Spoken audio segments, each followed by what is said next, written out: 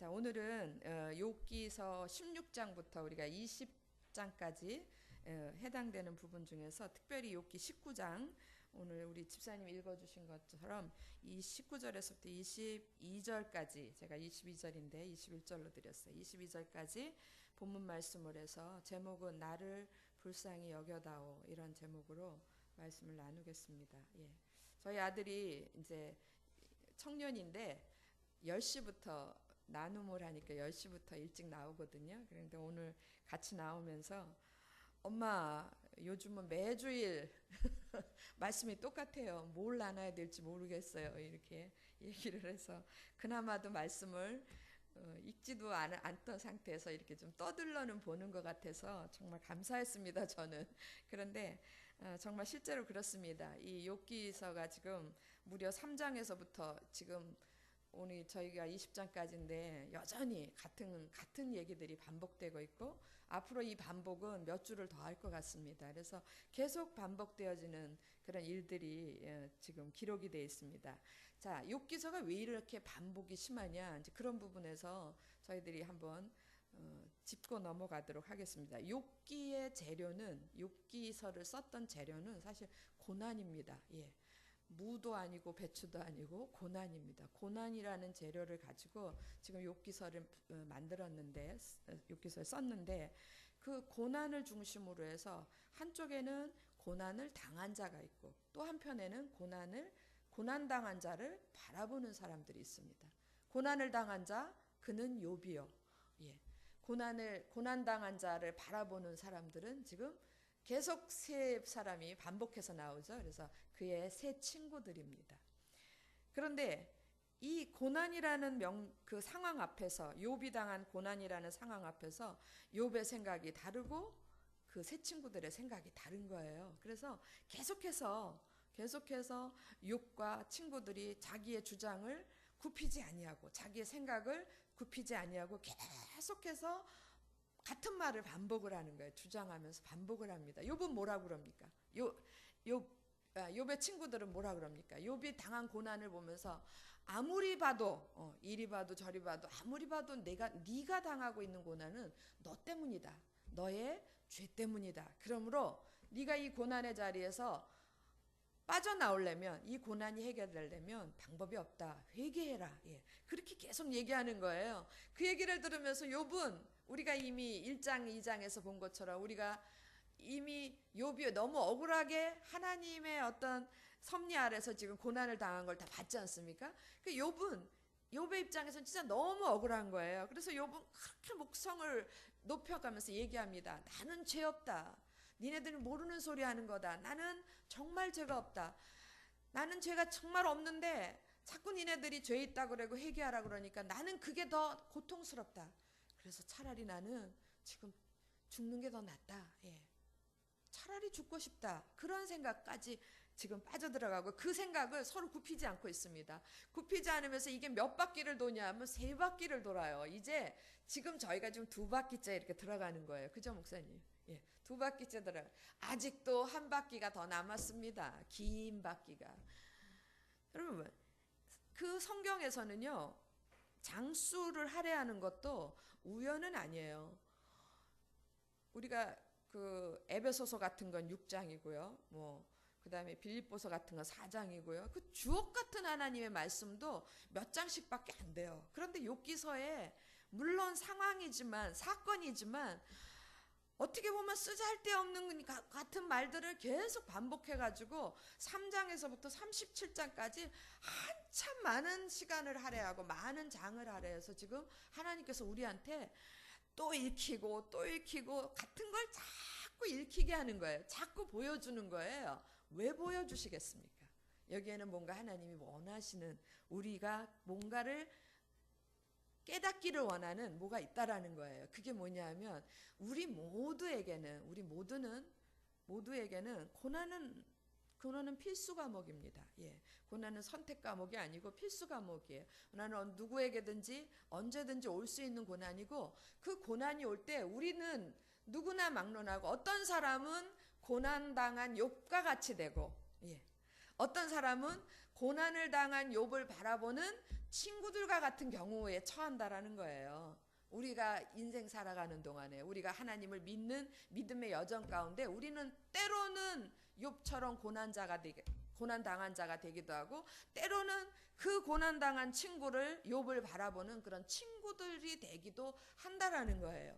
그런데 그럴 때 너희들이 이들처럼 행하지 말아라 이거예요. 이들처럼 행하지 말고 정말 하나님이 원하시는 방법대로 살으라고 그렇게 말씀하시는 그 의도가 이 긴 장에 숨겨져 있다라는 거예요. 우리는 그냥 아우 지겨워. 지난번에 본 게 이게 또 똑같은 말을 또 하고 하네.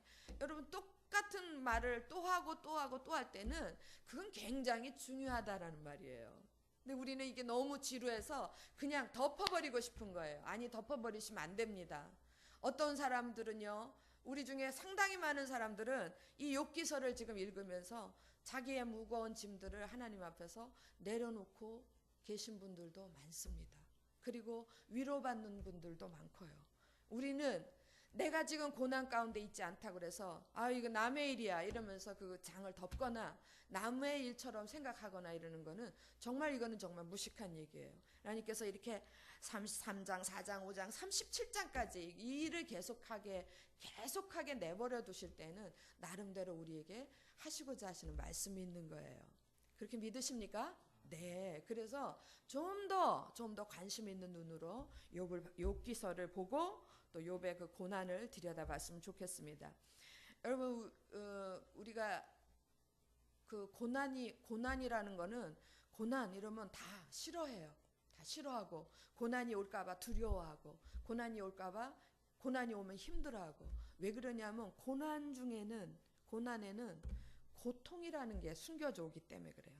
마치 달걀을 탁 이렇게 깨뜨리면 그 안에 노른자가 있는 것처럼, 고난이라는 것을 딱 열어보면 그 안에 중심에 뭐가 있냐면 그게 그 고통이라는 게 숨겨져 있는 거예요. 그래서 고난을 당하면 그날로부터 시작해가지고 그 고통이 우리를 찌릅니다. 우리의 생각을 찌르고, 우리의 마음을 찌르고, 우리의 삶을 찌르고. 그래서 그 고통이 너무 싫은 거예요. 그래서 모두가 다 고난은 안 당했으면 좋겠어요. 생각하기도 싫어요. 그런데 여러분 어쩌겠습니까? 우리의 인생의 문은 항상 활짝 열려져 있고, 그 열려져 있는 문으로 항상 고난은 언제든지 들어올 수 있는 거예요. 또 누구에게든지 들어올 수 있는 거예요. 목사님이라고 고난이 안 들어오는 거 아닙니다. 다 살으신 우리 어르신들이라고 고난이 안 들어오는 건 아니에요. 이제 막 어린아이라고 막 자라나는 어린애들이라고 고난이 없는 거 아니에요.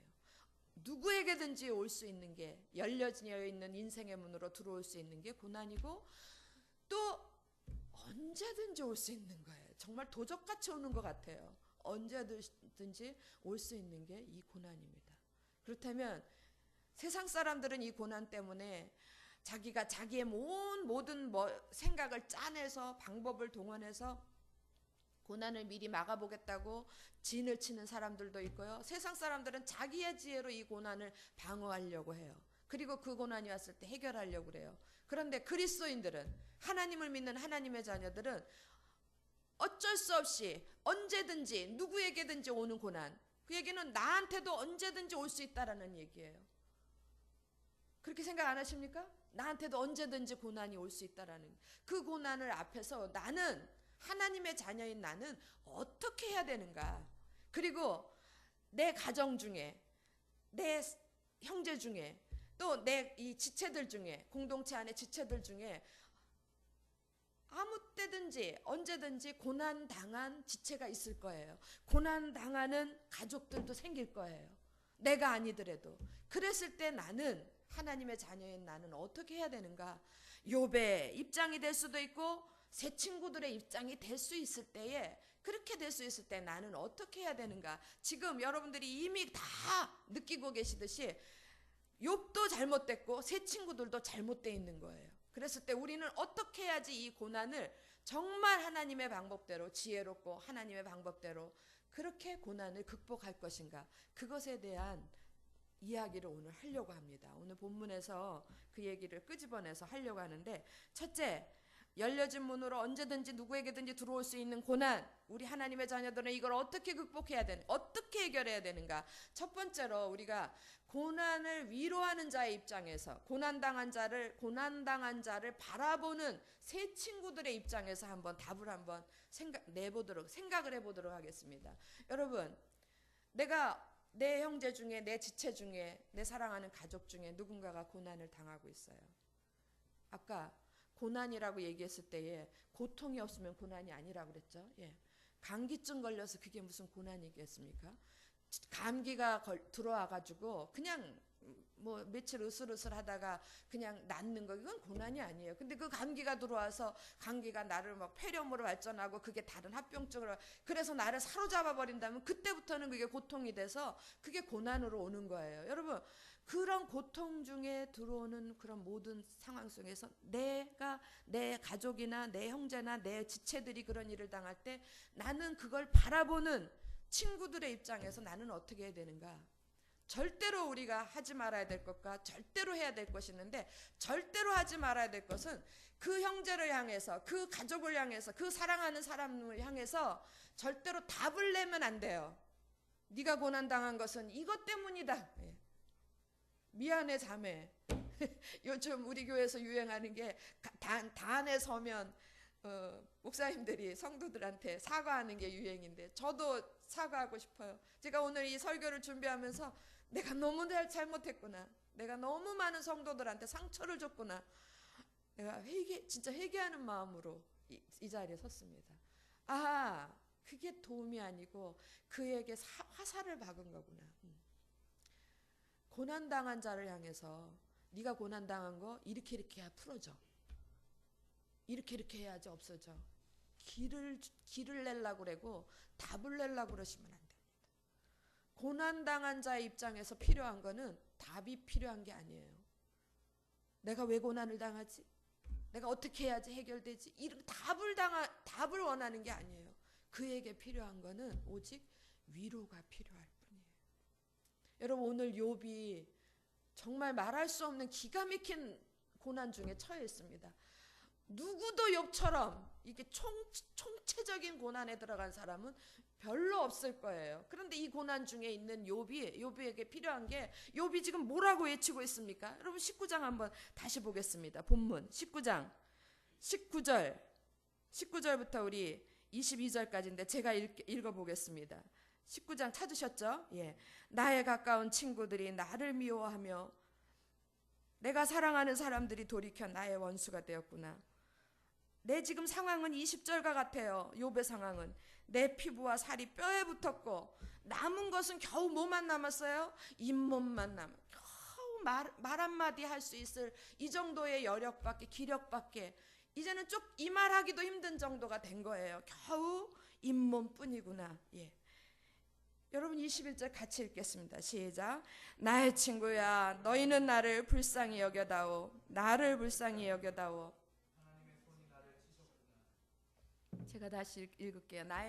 욥이 이렇게 외칩니다. 나의 친구야, 니네가 나의 친구니? 그러면 제발 나를 불쌍히 여겨다오. 그거를 2번이나 해요. 2번이나. 나를 불쌍히 여겨다오. 나를 불쌍히. 이렇게 외치는 것 같지 않습니까? 친구야, 내게 필요한 건 위로야. 날 좀 이해해주고 날 좀 받아주면 안 되겠니? 날 좀 참아주면 안 되겠니? 내게 지금 필요한 건 너희들이 나를 불쌍히 여기는 그런 위로만이 필요해.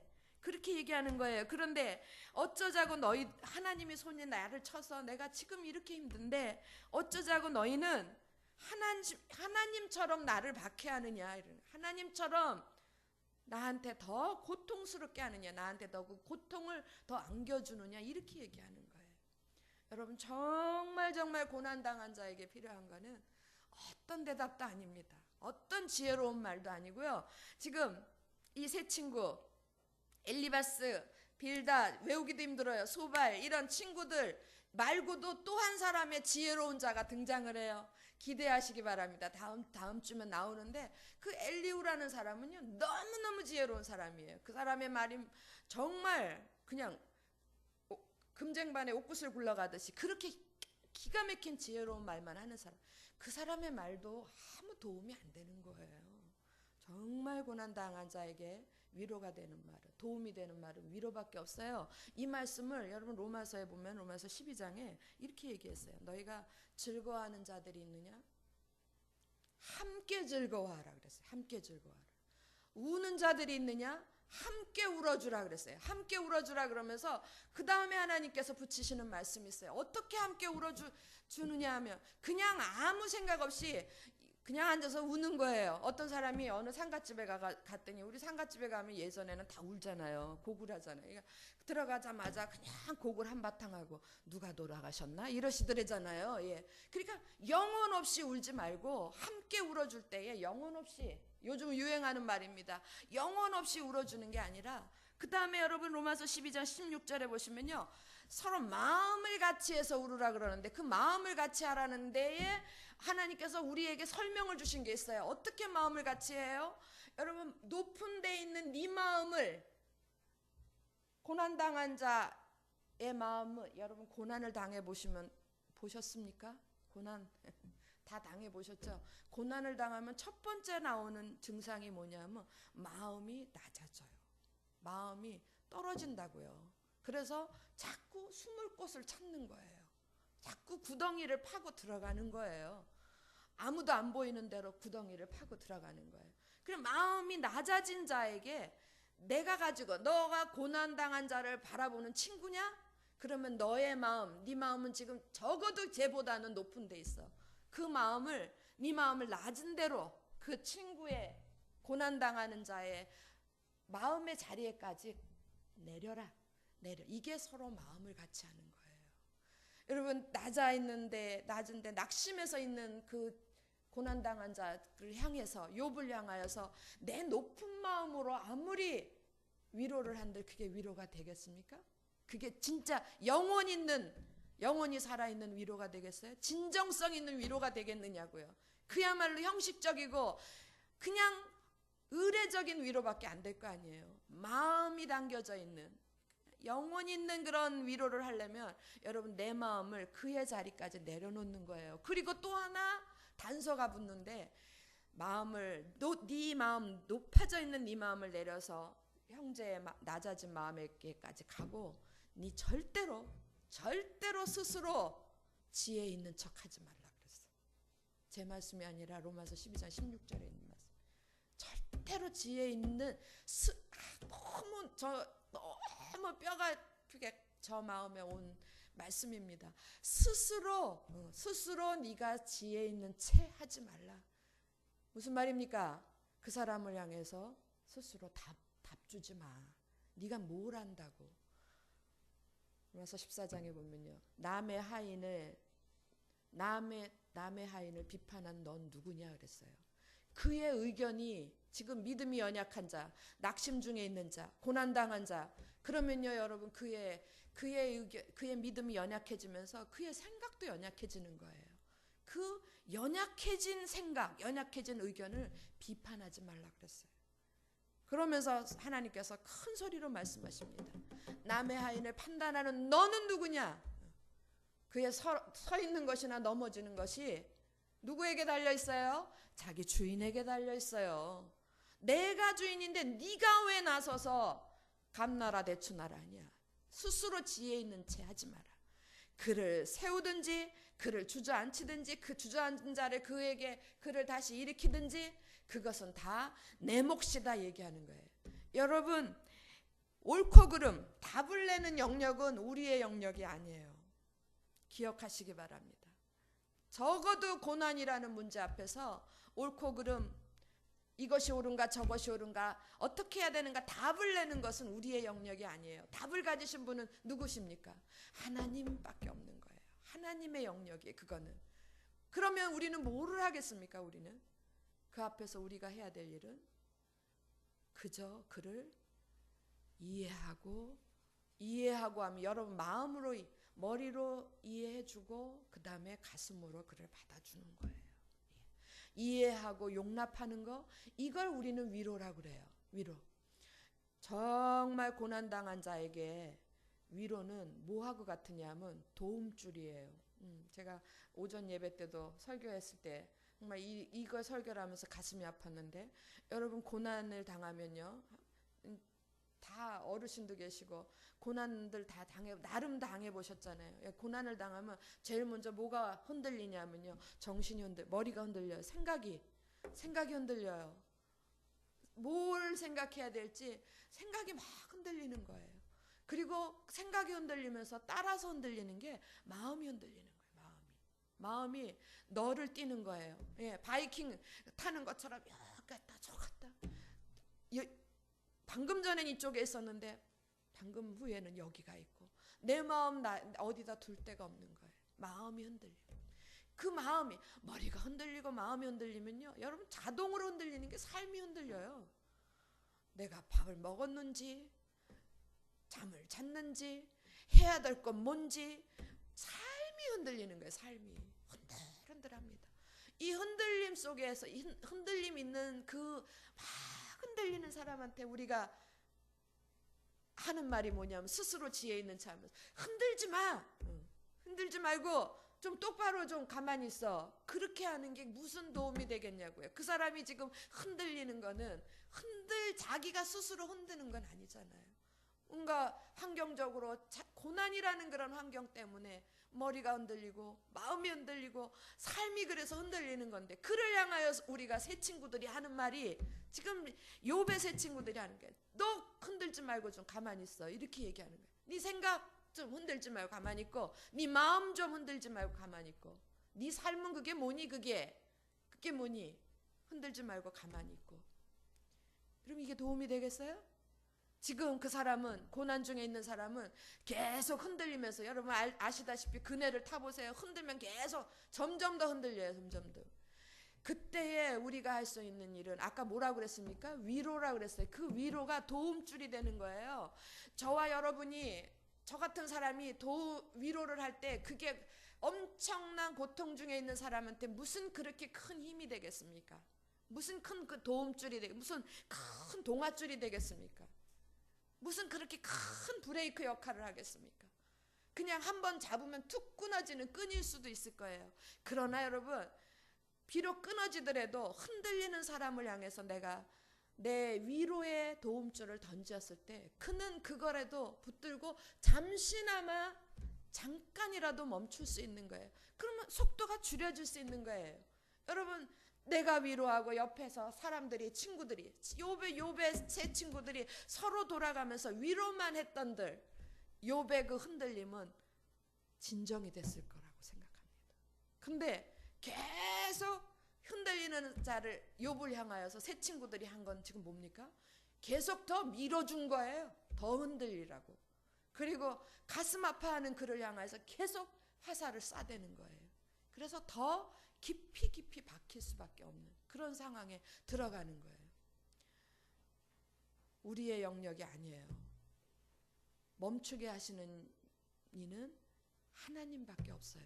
그 흔들림 속에서 그를 멈추게 할 수 있는 그 힘을 가지신 분은 하나님밖에 없다라는 거예요. 믿으십니까? 예. 그런데 우리가 위로의 도움줄을 이렇게 던지면, 그가 한 사람이 던지고 두 사람이 던지고, 그가 한 번 잡고 툭 끊어지고 두 번 잡고 툭 끊어지면서, 그러면서 그가 어느덧 그 흔들림이 진정이 될 때에, 그때에 여러분, 그가 비로소 하나님을 찾을 수 있는 거고, 그가 하나님을 찾을 때에 하나님께서, 진정한 고난의 해결자이신 하나님께서 그에게 오셔서 그 고난 중에 평강의 길로 인도하여 주실 거라고 믿습니다. 이게 방법이에요. 이게 성경이, 하나님께서 우리에게, 모든 사람들에게 고난은 있을 것인데 그 고난을 당할 때 너희들이 어떻게 해야 되는가 주신 방법이에요. 그러면 여러분, 고난 당한 자는 어떻게 해야 되겠습니까? 고난 당한 자는. 지금 이제 마지막으로 제가 한 가지만, 정말 중요한 거를 더 얘기하고 싶을 때, 고난 당한 자든 고난 당하는 자를 바라보는 자든, 그러니까 욥이든 새 친구든 다 이것이 지금, 욥도 괜찮은 사람이고 새 친구들도 다 괜찮은 사람이거든요. 근데 지금 이게 잘 안 되고 있어요. 왜 잘 안 되는가? 그들이 한 가지를 지금 못하고 있는 거예요. 한 가지를. 무엇을 못하고 있냐면 자기를 비워내지 못하고 있는 거예요. 새 친구부터 봅시다. 새 친구들이 처음에 여러분 우리가 2장인가요? 보면은 새 친구들이 욥을 위로하려고 왔어요. 참 순수한 마음으로 멀리서 왔어요. 왔는데 보니까 욥의 꼴을 보면서 얼마나 욥의 그 상황이 꼴이 얼마나 기가 막힌지 할 말을 잃어버렸다 그랬어요. 그죠? 아무 말도 못하고 욥기서 2장이 있습니다. 제가 외우지는 못하지만 욥기서 2장 13절 보면요. 12절 보세요. 눈을 들어 멀리 보매 그가 욥인 줄 알기 어렵게 되었으므로. 멀리서 보니까 그게 옛날의 욥이 아닌 거예요. 완전히 무너진, 완전히 피폐해진 욥인 거예요. 그랬으므로 그들이 일제히 소리질러 울며 각각 자기의 겉옷을 찢고 하늘을 향하여 티끌을 날려 자기 머리에 뿌리고 밤낮 7일 동안 그와 함께 땅에 앉았으나 욥의 고통이 심함을 보므로 그에게 한마디도 말하는 자가 없었다. 여러분 이렇게 좋은 생각으로 왔어요. 왔는데 이제 욥이 그 입에서, 여러분 욥을 탓하면 안 됩니다. 고난 중에 들어가 있는 자는 마음이 무너지기 때문에 생각도 흔들리고 마음도 흔들리기 때문에 입에서 나오는 것도 그냥 부정적인 것 말만 나올 수밖에 없어요. 차라리 죽는 게 낫다 이렇게 얘기하니까 자기들 딴에는 그거를 돕겠다고 하는 게 더 화살을 박은 거예요. 그러면서 여러분 그들이 자기들 속에 있는 걸 가지고 얘기를 하는 거야. 자기들 머릿속에 있고 자기들 가슴 속에 있는 거를 가지고 얘기하는데 이게 뭐냐 하면 이게 문제인가. 이게 자기를 비우지 않은 거예요. 여러분 우리가 위로자로서 갖춰야 될 가장 중요한 태도는 뭐냐 하면 자기를 비워내. 여러분 내가 나를 비워내잖아요. 그러면은 갈라디아서 2장 20절 생각해 보세요. 이제 내가 사는 것은 내가 아니요 내 안에 그리스도께서 산다 그랬어요. 그래서 이거는 자기를 비우는 작업이거든요. 자기가 죽고 그러면 내 안에 그리스도가 사세요. 내가 이제 새 친구예요. 그러면 새 친구가 자기를 비우고 그리스도의 마음으로 자기 속에 채운다 그러면 그 마음 속에 그 마음을 가지고 욥을 쳐다봤을 때 어떤 마음이 들겠습니까? 어떤 마음이 들겠어요? 그냥 불쌍한 마음밖에 안 생겨. 그리스도의 긍휼, 하나님의 긍휼하심. 예? 내가 나를 비웠을 때에 하나님이 내 안에 들어오셔서 채워주시는 거는 고난당한 자를 봤을 때는 하나님의 긍휼하심으로 채워지는 거예요. 그래서 아무것도 생각이 안 나요. 저절로 마음이 내려져 가서 그 욥의 마음 자리에까지 갑니다. 그리고 그가 그냥 한없이 불쌍하기만 한 거예요. 그래서 아마도 새 친구들이 자기를 비우고 스스로 지혜 있는 척하지 않고 스스로 자기를 비우고 그리스도의 긍휼하심으로 하나님의 긍휼하심으로 그 가슴에 채워졌었더라면 욥을 바라보면서 아무 말도 못하고 눈물만 흘렸을 거예요. 그리고 같이 앉아 있었을 거예요. 함께 울어줬을 거예요. 여러분 이게 긍휼이에요. 그랬을 때에 여러분 한번 입장이 돼보세요. 나 혼자 울다가 누가 옆에서 같이 울어주면 얼마나 힘이 돼요. 그러면 어느덧 그 흔들림은 가라앉게 되고 가라앉은 상황 속에서 누가 찾아오십니까? 하나님이 보이기 시작을 하는 거예요. 하나님이 보이시고 하나님이 그 마음 가운데 역사하시면 그의 모든 고난의 길에 하나님이 붙들고 가시면 넉넉히 이길 줄로 믿습니다. 네. 고난당한 자가 왜 우리가 참된 위로자가 되지 못하느냐 하면 자기를 비우지 못해서 그래요. 이걸 성숙함이라고 그래요. 우리가 그리스도인의 믿음의 성숙함을 얘기할 때에 기초도 자기를 비우는 거고 완성도 자기를 비우는 거예요. 시작도 자기를 비우는 거고 그 마지막도 자기를 비우는 거예요. 성숙이라는 건 이거예요. 성숙이라는 건. 성숙이 별게 아니고 성숙이 뭐 많은 것들로 내가 지식은 머리를 채우고 많은 것들로 활동을 하고 이게 성숙이 아니라 내가 성숙한 사람일수록 자기를 비우는 거예요. 비우면 비워진 그 자리에 뭐가 채워집니까? 하나님의 것들로 채워지는, 하나님의 마음으로 채워지고 하나님의 능력으로 채워지고 믿으십니까? 예, 하나님이 주시는 은혜로 채워지고 그게 성숙한 거예요. 근데 새 친구들은 그거 못했어요. 자기를 비우지 못하니까 자기 생각대로 던지는 거예요. 자기 생각. 자, 받아봐. 이게 답이야. 또 다른 친구가 자 받아 이게 답이야. 또 다른 친구가 셋이 번갈아가 돌아가면서 내가 생각하는 답은 이거야. 그리고 던지기만 합니다. 여기서 한 방 맞고 저기서 한 방 맞고 욥의 머리는 터져버릴 것 같아.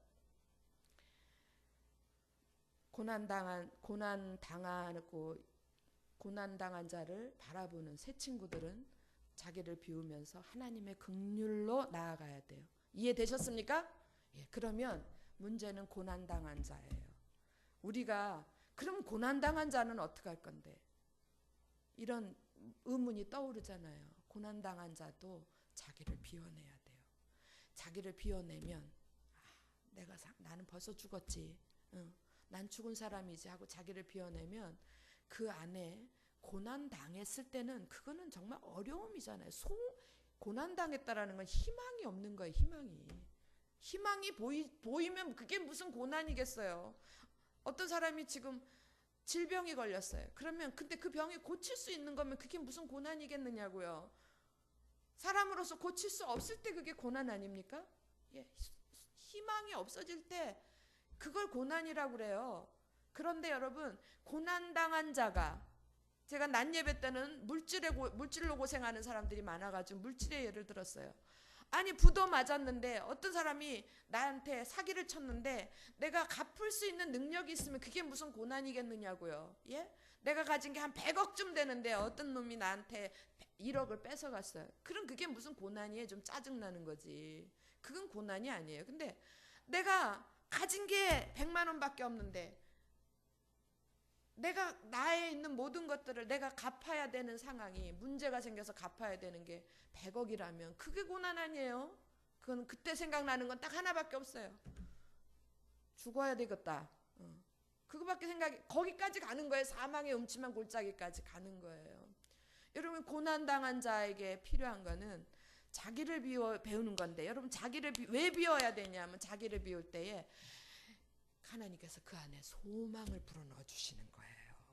자기를 비워야 소망이 채워지죠. 근데 그때 하나님이 주시는 소망이 어떤 거냐 하면 여러분 이런 말씀들 하나 왜 교회 다니십니까? 왜 성경 읽으십니까?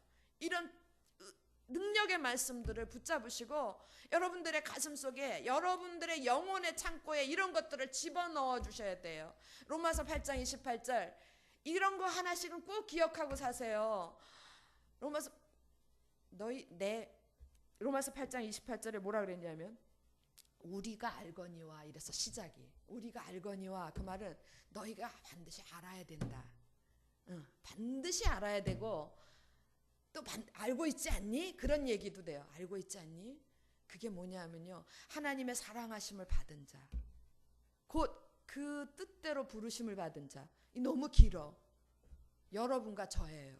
예수 그리스도를 믿고 하나님의 자녀가 된 자들 예. 믿으십니까? 예. 그들에게는 주옥 같은 하나님의 축복의 말씀, 능력의 말씀, 약속의 말씀이 있습니다. 그들에게는 모든 것이 합력하여 선을 이루느니라. 할렐루야.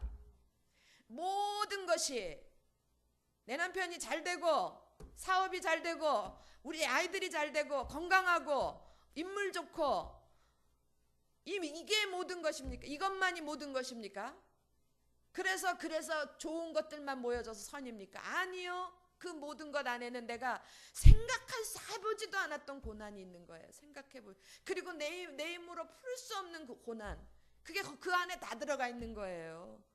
그게 다 그 모든 것들이 나는 죽을 것 같은 욥이 죽을 것 같은 차라리 죽는 게 낫다라고 스스로 음부의 자리에까지 내려가려고 하는 그 욥이 당하는 그 고난 그것이 하나님 손에 붙들렸을 때는 소망을 잃지 않고 붙들렸을 때는 하나님께서 그거 붙들고 그 고난까지도 합력하여 그 고난까지도 사용하셔서 뭘 만드시냐면 선으로 만드시는 거예요. 할렐루야. 믿으십니까? 예. 축복으로 임해 주시는 거 우리가 욥기서 42장에서 보시지 않아요? 잃어버린 것 다 회복시키시고 더 채워주시고 내가 생각하지도 못한 것들로 더 채워주시는 그런 하나님. 고난 새 친구들만 자기를 비울 일이 아니에요. 고난 당한 자도 자기를 비워야 돼요. 약속의 말씀 붙들고 그래, 나는 이미 죽은 자였어. 나는 이미 죽은 자였어 하는 순간에 로마서 8장 28절이 역사하기 시작을 하시는 거예요. 그래서 그때부터 하나님의 손이 움직여서 정말 불가능한 것들, 정말 내 생전에 이게 응답될까, 이게 해결될까 하는 그런 고난의 문제가 해결되기 시작을 할 것입니다. 할렐루야. 여러분, 말씀 정리할게요. 아까도 얘기했지만 고난은 모든 그리스도인들에게 필수 과목이에요. 예. 그러니까 우리 그 젊은 자매 하나, 아는 자매가 아기가 지금 돌도 안 된 아기가 둘인데 하나는 돌도 안 된 아기가 있는데 위암 3기 판정을 받았대요. 어떻게 젊은 사람한테 그럴 수 있는가? 그리고 주변에서 다 그렇게 말을 해요. 아니, 어떻게는 아니에요, 여러분. 누구에게도 있을 수 있는 거예요. 참 가슴 아픈 일이지만 누구에게도 있을 수 있고요. 여러분, 통계상 대한민국 의학계에서 통계로 낸 게 3명 중에 1명이 암인 거예요. 그러면 여러분, 지금 우리 중에 통계적으로 보면 셋 중에 하나는 암이라는 얘기죠. 그런데 암으로 지금 드러난 사람도 있고 모를 뿐이에요. 모르긴 몰라도 내 속에 암이 있을지도 모르는 거예요. 예? 어제까지 건강했던 사람이 오늘 병원에 가서 검진 받았더니 암이래요. 그 사람은 어제까지는 암인 줄 몰랐어요. 이렇게 고난은 언제든지 아무 때든지 누구에게든지 올 수 있는 거라고요. 그거를 인정하시라고요. 예? 고난이 왔을 때에 야고보서 기자 그랬어요. 너희에게 오는 그 시련을 이상한 것이라고 여기지 마라 그랬어요. 그는 올 수 있는 거예요. 왜 나한테만 이러지도 마시라고요. 누구에게나 올 수 있는 거라고요. 그 올 수 있을 때에 그때부터 우리가 어떻게 해야 되는가. 문제는 당연히 올 수 있는 거라면 어떻게 슬기롭게, 어떻게 지혜롭게 이것을 이겨내고 승리하는가가 그게 중요한 거 아닙니까? 네 탓이야 하고 아니야 나는 아니야 너 탓이야 이래가면서 싸울 일이 아니라 우리가 같이 고난당한 자든 고난당한 자를 바라보는 친구들이든 같이 협력해서 이것을 이겨내야 될 거 아니에요. 그리고 승리해야 될 거 아니에요. 그러기 위해서는 지혜로워야 된다고요. 우리가 할 수 있는 방법이 하나님이 가르쳐 주신 방법으로 돌아가야 돼. 고난당한 자 어떻게 하라고요? 고난당한 자 자기를 비우고 소망의 말씀을 붙들고 그 말씀을 붙들면 그때로부터 하나님께서 그 고난의 과정을 함께 걸으실 겁니다. 하나님 말씀은 능력이시기 때문에 믿으십니까? 여러분, 제가 운전을 이렇게 하다가 가보면요, 경춘 고속도로 진짜 터널이 많아요. 들어갈 때는 깜깜한 것 같지만 여러분, 이제 막 껌껌한 터널을 요즘은 전기불을 밝혀가지고 껌껌하지도 않아요. 터널을 이렇게 가는데 거의 끝부분 가면 벌써 환해져요. 얼마 안 가서 환해져요. 고난이 끝날 것 같지 않지만 얼마 안 가서 곧 끝납니다. 믿으시기 바랍니다. 예. 그리고 그때까지 갈 때는 그 고통을 이겨내기 위해서는 여러분 믿음밖에 없어요. 성숙한 믿음, 자기를 비우는 믿음, 그것으로 승리하시기 바랍니다. 예, 우리 주변을 돌아보세요. 어떤 사람은 드러내서 알고 있는 고통당하는 자가 있지만 어떤 사람은 드러낼 수 없는 고통 중에 있는 자들도 있어요. 그게 어떤 모양이든지 우리가 그들을 위로할 때 위로하는 입장이라면 그들과 함께 있어주고 함께 마음을 같이 하고 함께 울어줄 수 있는 진정한 위로자가 되기를 바랍니다. 그래서 우리 모두가 고난 앞에서 너나 할 것 없이 새 친구들 너나 할 것 없이 우리가 함께 승리하는 저와 여러분이 되기를 주의 이름으로 축원합니다. 예, 기도하겠습니다.